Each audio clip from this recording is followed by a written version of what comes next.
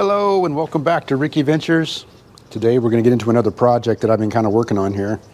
You guys can see the the destruction I've caused so far. I had to take off the cover of the Arctic Cat to get to what we're going to work on today, and that's going to be replacing this carburetor. I bought a new one off of Amazon. I'll put a link down below from this company called Niche Industries. It's one that I could find that was fairly cheap. Comes with the parts to put on the clutch cover here. I thought it came with a fuel filter too, but I don't know what I did with that. Probably around here somewhere. But the first thing I wanted to do was to kind of look at the two carburetors to see if they really are the same thing. I believe they are. And so this is where the throttle goes on them. This here is the idle control. So it's the idler. It's got one here to this one as well that just kind of pushes the throttle body up a little bit, right? Which really just opens up there to let more air into it, so it'll draw more fuel into it. And so I was just kind of checking them out, make sure they really are the same carburetors. It looks like they are. Like this looks like it's the same in here. It's got the float in here, which I think is part of the problem. This is kind of sticky. Right here it kind of sticks. I think that's probably part of my problem that's going on with this old one. This one's smooth. Goes up and down pretty smooth. They say if you blow in here, it should push it up. That's kind of how it works. Because air gets sucked into there, and then that causes this to go up, to open up this needle down here to let more air and gas into it. There's where the fuel line will hook up to it. Then on the back side of it here, we've got this here, which is the automatic choke control on it. It's an automatic choke control on these, and this is the connector to it. I wanted to look and see if the connectors are the same. They look like they are. So that's the old one. This is the new one. This is, I believe, an overfill on it if it gets too much fuel inside of it, I think, maybe. Maybe not. Probably not. I think this is the overfill on it right here. This is where fuel, if it gets too much fuel in the bulb here, it'll come out this line. That's the fuel going into it. So, you know, they look like they're exactly the same, even on the sides of them here. When you look at them, like everything kind of looks the same. So I'm going to put this one back in here, and that's what the plan is. Hopefully it'll start right back up after that. So before I get too far into it, I do want to talk about how did I get into this mess? Like, how did I end up having to take all this apart? When I started looking at this machine, this is the Arctic Cat 2006 400 VP. And I'll tell you some backstory behind it here in a little bit. But like I think most ATVs, there's a panel here you can just take off right here in this spot. Well, that's not the case on this one. Like, that is all one big piece. And so I had to like take off like, I don't know, like 20 different bolts to get this thing taken apart. We'll see if I can remember how to put it all back together. It was kind of crazy actually when I went through all that process, but I was able to get to it, to get enough room in here to get to the carburetor, which goes there. And that's where we're going to put this new carburetor in, make sure it hopefully starts up. This machine was actually won by one of my family members quite a few years ago, back when it was brand new. They put it in a drawing, you know, like you go to the local store and they'll have this display up, you know, enter your name for a drawing, and they actually won it, right? So they won this thing outright. And it's been a really, really good machine for quite a few years. But last year during hunting season, when I was out there hunting with it, and you guys can go see some of those videos, I'll put a link up above when we were hunting with it last season, I could tell then that it just wasn't working right. Like, when I would start it up, it would die almost immediately. And when it was closer to the end of the season, when I was using it more, I had to actually put it in gear first before it would start up and keep going. And so, you know, I was able to get by and get through the deer hunting season, but I realized, you know, that like I'm gonna have to fix this once it comes springtime. And so here we are in springtime, and I brought it back from up north here to the house, and I'm thinking maybe I can fix it, right? So my first challenge was getting that whole hood thing off of there, which will be another challenge, putting it back together, I'm sure. Getting here to where the carburetor is wasn't that hard. Only a few connections and put it back together. So I don't think it'll take too much to put that new carburetor in here and hopefully at least see if it's running. And then once I get it running, then I'll have the challenge of putting all the hood piece on it back on it. So that's what we're gonna do today. We're gonna see if we can get the carburetor in there at least, and then see if we can get it started back up. And I'll try and do this where you guys can kind of see what's going on, but I'm guessing for the most part, I'm probably gonna, my hands and myself are gonna kind of be in the way. The carburetor goes back in there like this. I'm gonna go ahead and take off this piece here on the automatic choke wire.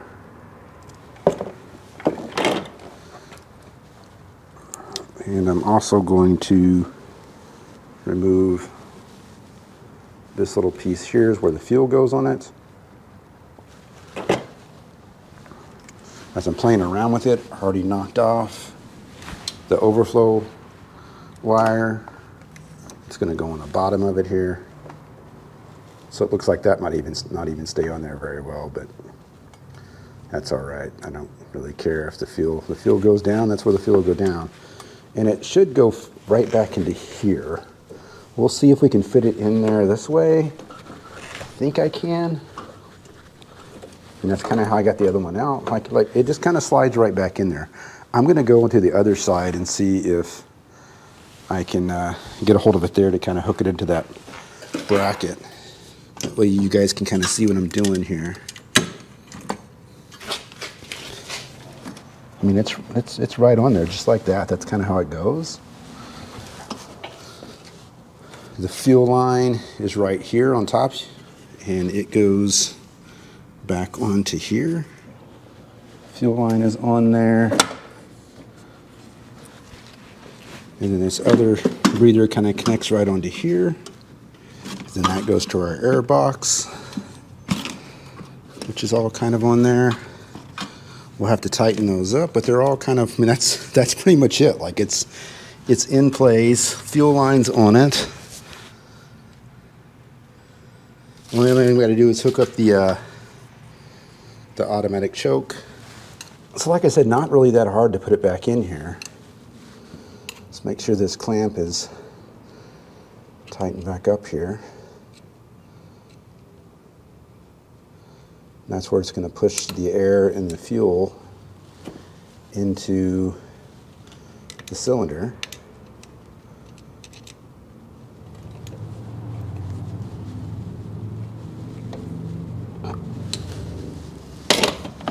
And then for the throttle, this connects right into here. So this is for the automatic choke on it.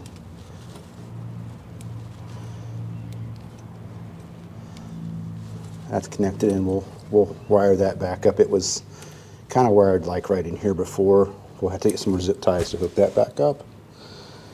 And then we got to hook the throttle cable back up to this, which will be the fun part, I think. I'm going to have to reach in there.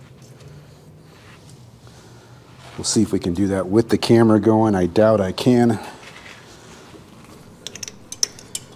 Here is the throttle body itself. That should go on there. There's a 10mm nut on it that we need to tighten down. All right, I had to stop filming there for a second so I could get this in there, but now you can see when I pull the throttle that moves. Hope you can see it anyway. And then this cover goes right on it like this. And then I can hopefully screw this in here.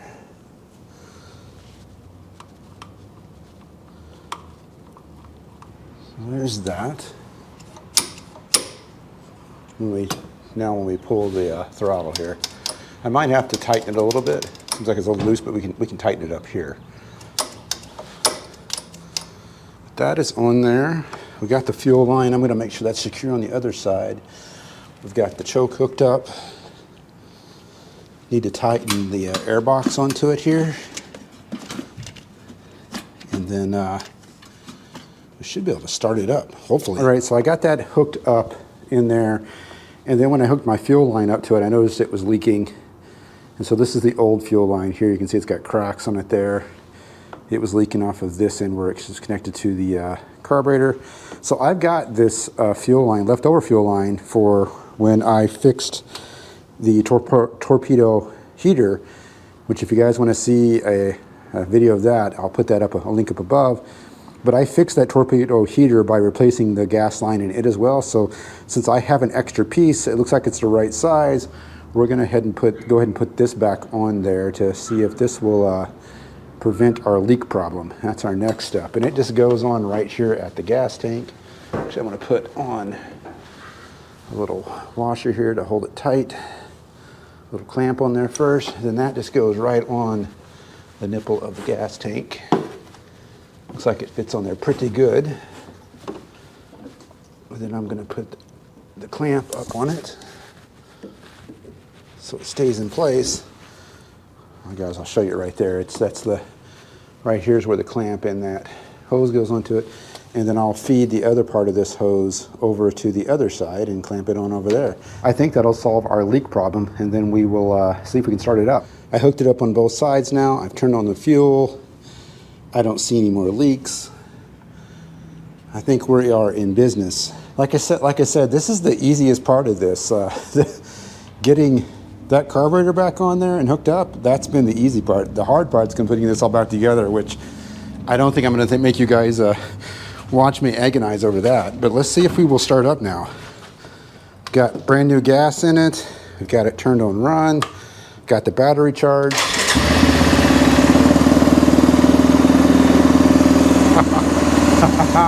Success.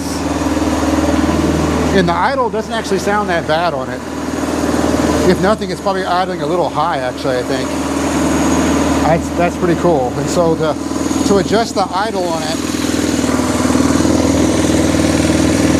it's this right here.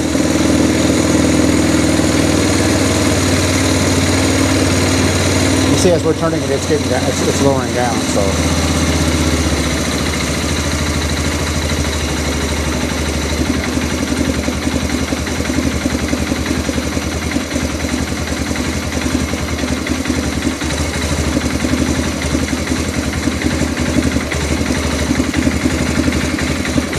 Almost wants to die on me.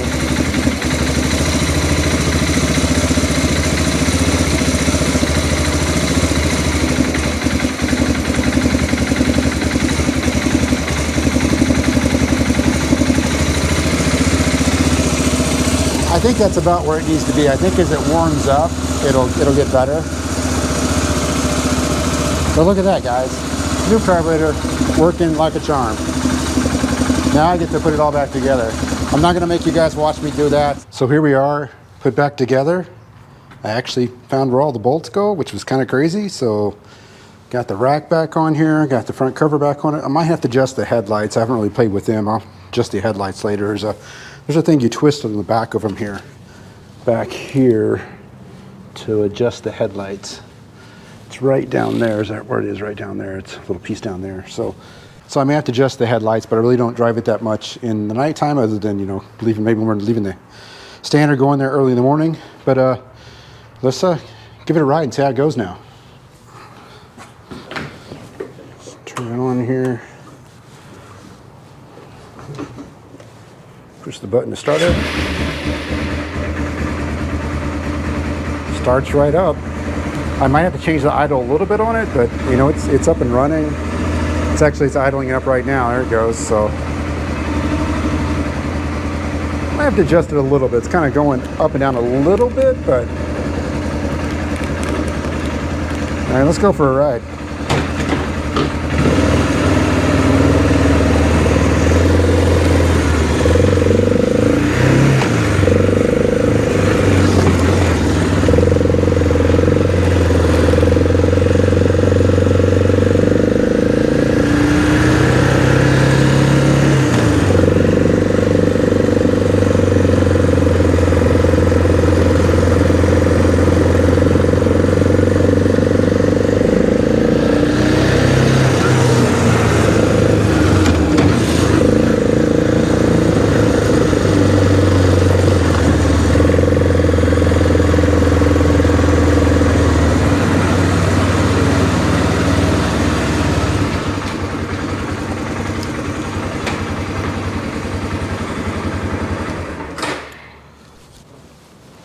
There we go. It's all back and running. So I want to thank you guys for watching. Be sure to like this video. Give me some comments down below what you think about me replacing the carburetor, and we will see you guys on the next one.